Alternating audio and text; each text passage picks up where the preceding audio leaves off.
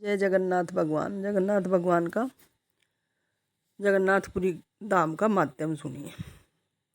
एक समय परम पावन नेमिसारण्य में शौनक आदि 88,000 ऋषियों ने सूत जी से नम्र होकर जब उत्तमोत्तम पवित्र तीर्थ व क्षेत्रों के महात्म्य के बारे में पूछा, तब सूत जी ने समस्त पृथ्वी मंडल के तीर्थ व क्षेत्रों में श्रेष्ठ श्री पुरुषोत्तम जगन्नाथ क्षेत्र के महात्म्य का वर्णन किया, जिसकी कथा अति पवित्र है। सूत जी ने कहा, है शौनक, श्री पुरुषोत्तम क्षेत्र में परम पुरुष श्री नारायण जगन्नाथ के नाम से वास करते हैं। यह क्षेत्र उड़ीसा देश में ऋषिकुल्या और वैतरणी नदी के मध्य में 10 योजन के विस्तार से धर्म अर्थ काम मोक्ष को देने वाला शांतिदायक है। मुनिगण उसी स्थान पर वैतरणी नदी में और बिंदु हृदय में स्नान, गिरिजा देवी, नीलकंठ महादेव के दर्शन, सूर्य क्षेत्र और चंद्रभागा नदी में स्नान आदि जो भी यात्री करता या जाता है वह ऋषि तुल्य गिना जाता है। हे शौनक, श्री पुरुषोत्तम क्षेत्र में शंखाकर स्थान नीलाचल में रोहिणी नामक कुंड है। यहीं पर कल्प वृक्ष आदि दर्शन, स्पर्श व पूजन दान आदि करने से यात्री के अनेक जन्म संचित पाप नाश हो जाते हैं।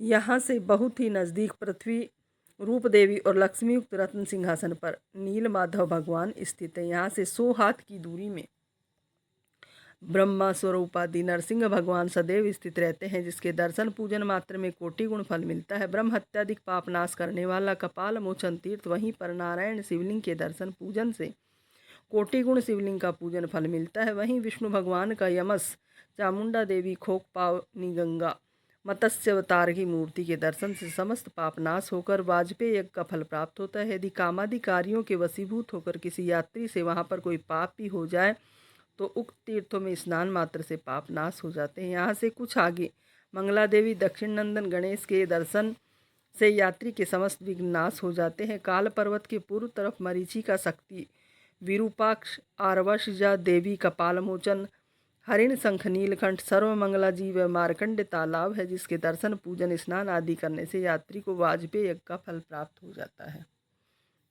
जहाँ माधव भगवान स्थित है वहीं पृथ्वी मंडल के समस्त तीर्थ विराजमान है। उसी स्थान पर स्वर्ग स्थित देवता भी वास करने की इच्छा किया करते हैं। एक समय रोहिणी कुंड में एक प्यासा काग जल पीकर शरीर को त्याग करके चतुर्बाह होकर दिव्य रूप धारण कर बैकुंठ को चला गया। तब यमराज ने विष्णु से वह महात्म पूछा, तो विष्णु की आज्ञा से लक्ष्मी ने इस परम पावन क्षेत्र के महात्म को भली भांति वर्णन किया।